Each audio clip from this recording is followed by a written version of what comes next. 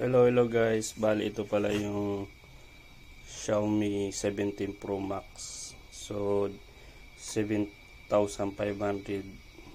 battery capacity. So check natin kung gaano ito kabilis mapuno.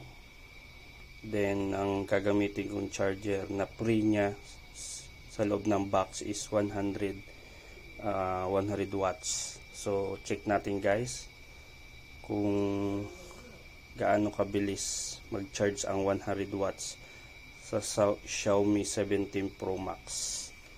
Alright, check natin kung ilang minutes. Alright, sige, check natin. Bale, time check 5:28. Hello guys, time check 6:32. Alright, 100 already. So almost 1 hour full charge na ang Xiaomi 17 Pro Max. Alright, thank you guys.